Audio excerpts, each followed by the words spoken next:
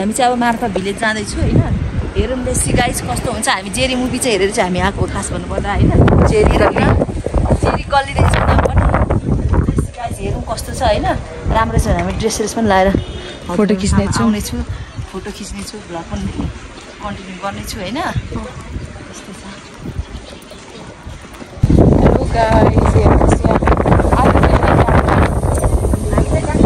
जेरी गल्लीभित्र पसिसकेको छु साथीहरू अब हामी चाहिँ यहाँ चाहिँ फोटोसुटहरू गर्छ के गर्छ भाँडासाँडामा लुगाहरू पनि दिन्छु लिनु पर्ला होला नि त होइन अनि त्यसपछि हामी गर्छौँ यहाँ भित्र हेरौँ यही त हो नि जेरी गल्ली यसो त हो नि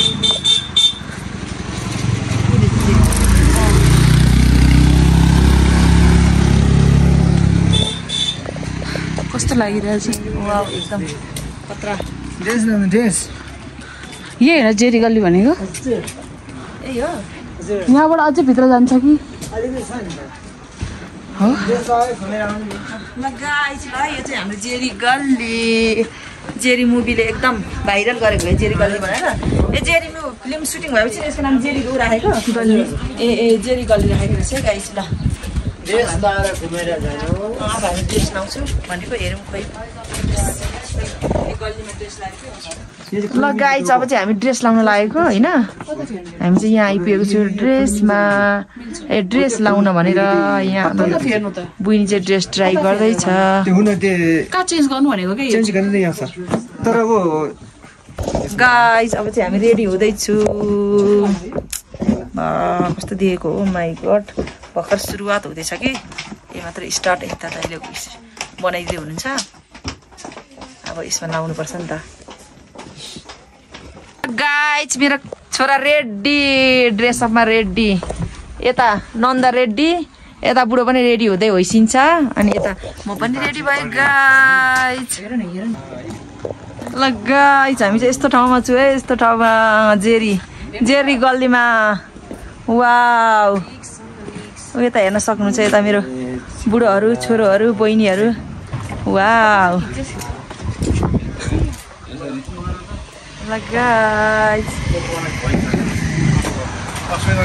गाइस भ्यू चाहिँ बबाल छ कि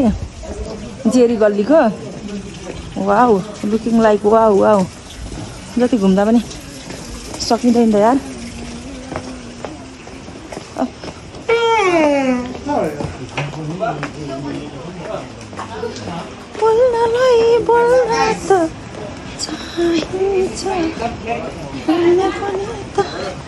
गाइस हामी चाहिँ अहिले जेरी गल्लीमा हिँडिरहेको छु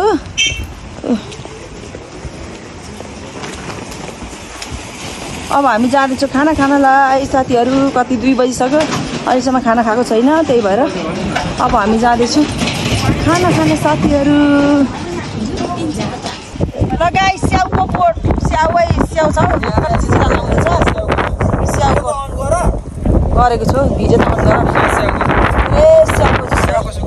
स्याउको सुकुटी पनि खाँदैछ है साथीहरू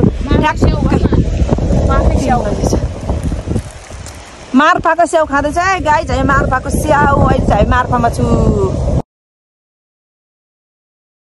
हेलो गाइस अहिले चाहिँ हामी चाहिँ पोखरा बोटिङ गर्नेतर्फ लागेको छु कस्तो पानी परेको छ दिनभरि आज बिहानभरि पानी परेकै आमामामा आज त ऊ पनि सानो छ नि त पानी पनि म त गर्दिनँ हौ बोटिङ बाबा धेरै पानी रहेछ म त गर्दिनँ होइन यति धेरै पानी छ भने के थाहा त आमामा यत्रो धेरै पानी रहेछ होस् म त जान्न तिमीहरू गएर आऊ ओ माई गड ऊ त्यस्तोमा गऱ्यो भने गर्छु म त ऊ त्यस्तोमा गऱ्यो भने यस्तोमा त नजाने म त कस्तो डर लाग्यो यसमा मजा भयो भने यसमा डर लाग्यो म त गर्दिनँ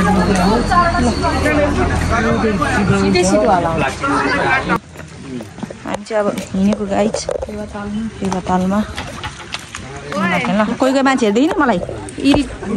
ऊ लागिरहेछ क्या हेर बुद्धि हेर कस्तो धेरै हेल्दी छ कि त्यो भएर मलाई अलिक डर लाग्यो क्या मेरो केही पनि लागेन खोइ मेरो ब्याग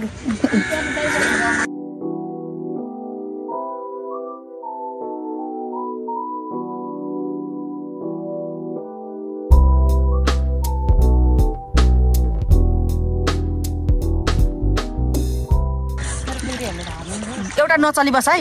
हल्लेला नि कोही त्यहाँ यता दाइ यता म छु आज धेरै यो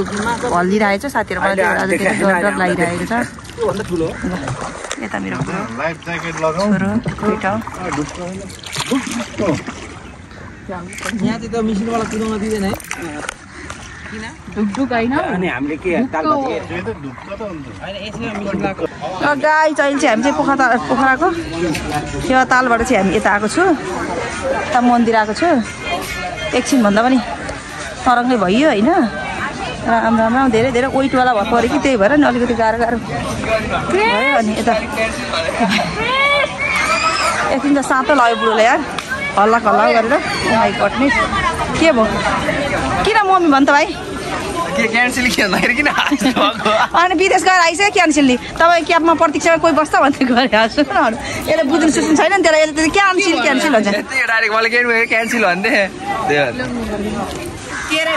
हामी विदेश घुमेर पनि आइसक्यो तपाईँको क्याब अहिलेसम्म आएको छैन क्यान्सल भनिदियो क्या जाउँ उडाउनु भाउजू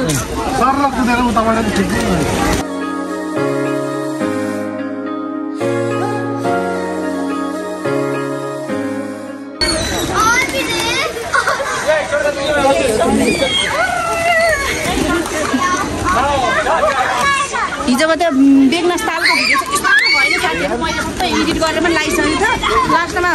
के भएछ लायो भन्ने भयो कि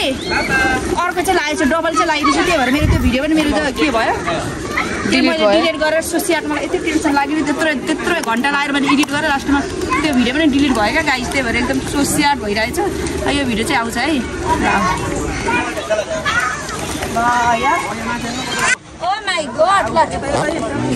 ल साथीहरू यता माछा लेक साइड भनेपछि अर्कै हुने हौ फिलिङ एकदम गुड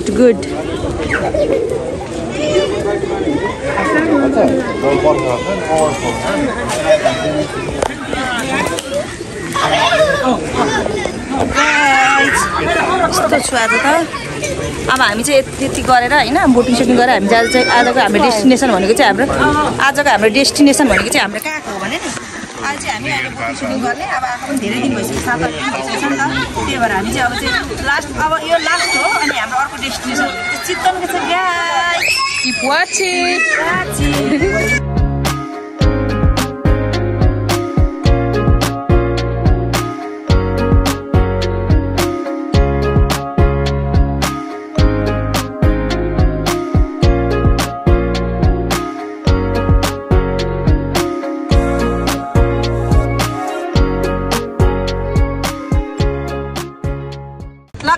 हामी चाहिँ अहिले चाहिँ फेवा तालको बिचमा छु यस्तो गरिरहेको छु पुरै रमाइलो गरिरहेको छु मन्दिरमा पनि हामी दर्शन गरेर आयौं अब हामी फर्किदैछौँ अब हाम्रो चाहिँ यो चाहिँ लास्ट डेस्टिनेसन भन्दा पनि सेकेन्ड लास्ट डेस्टिनेसन पोखरा अनि लास्ट चाहिँ हाम्रो चाहिँ चितवनको हुनेछ अनि किप वाचिङ हेर्दै गर्दिनु होला अनि पानी कहाँदेखि आउँछ उता माथि hi welcome to Asmita Magar blog अहिले चाहिँ हामी फेवा लेकमा मजाले बोटिङ गरिरहेको छौँ यहाँ हुन्छ मेरो बुढा उहाँ हुन्छ मेरो भदा यहाँ हुन्छ मेरो दाइ अब यो हाम्रो लास्ट ट्रिप हो आजको पोखराको यात्रा अब हाम्रो नेक्स्ट डेस्टिनेसन भनेको चितवन हो अब लेट्स सी गाइज म चाहिँ एकदम यहाँ डराउने चाहिँ अगाडि बसेको छ त्यही भएर म चाहिँ एक्लै बिन्दास यसरी बसिदिरहेको छु साथीहरू एकदम रमाइलो भइरहेछ हामीले एकदम धेरैभन्दा धेरै इन्जोय गर्यौं यो हप्ता 10 दिनको ट्रिप चाहिँ एकदमै हाम्रो चाहिँ रमणीय भयो धेरैभन्दा यादगार भयो अबको चाहिँ हाम्रो डेस्टिनेसन नेक्स्ट डेस्टिनेसन भनेको चाहिँ हजुरलाई मैले अघि नै भनिसकेको छु गाइस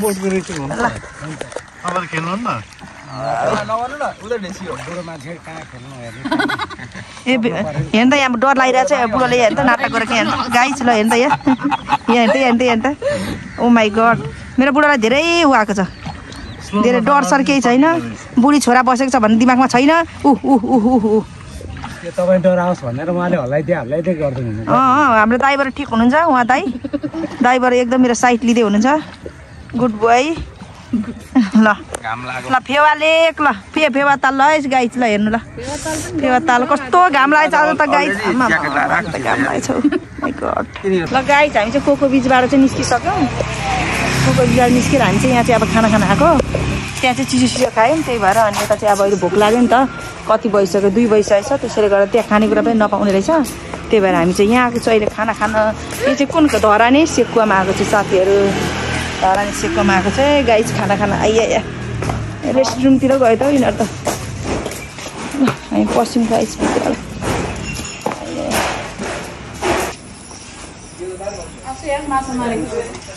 घाममा कता बाहिर बस्नु यार जाँदै म एक राउन्ड यहाँ देखाउनु पर्यो धरानी सेकुवा अरे हौ नामै ठाउँको नामै के रेस्टुरेन्टको नामै धरानी सेकुवा अरे गाइस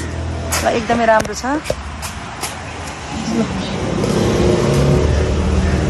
हामी चाहिँ एकदम चिल गरिरहेको छु कि यस्तो रमाइलो भएको छ नि यस्तो रमाइलो भएको छ मलाई घर जानु मन पनि छैन तर पनि मलाई चाहिँ अलिकति के भयो भने मेरो कान्छो छोराले चाहिँ मैले धेरै मिस गरिरहेको छु छोरालाई पनि लिएर आउने मलाई ठुलो इच्छा थियो तर बाबुको चाहिँ के अरे पढाइ छ नि त त्यही भएर मैले उसलाई त्यो ल्याउन पाइनँ छोरो नेक्स्ट टाइम अवश्य म कान्छो छोरालाई लिएर आउने छु फाइनली गाइज हाम्रो चाहिँ खाना चाहिँ रेडी खाना आइसक्यो अब हामी खाना खान लागेको यता चाहिँ सादा खानुहुन्न माछा मासु म चाहिँ आज चाहिँ फर्स्ट टाइम यो के अरे बफको चाहिँ ग्रेभी खाँदैछु यता चिकन खाँदैछु यता एकजना चाहिँ बफ खाँदैछु गाइस अब म खान्छु है त घिउ के हो यो प्याज खोर्सानी तपाईँ खाने होला मलाई हाल्दैन प्याज खोर्सानी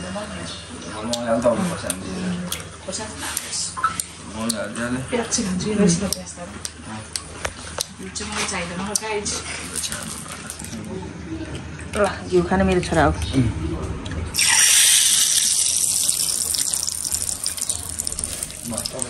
कस्तो लाग्नु खाना मिठो लाग्यो होइन खानेकुरा साँच्चै भन्नु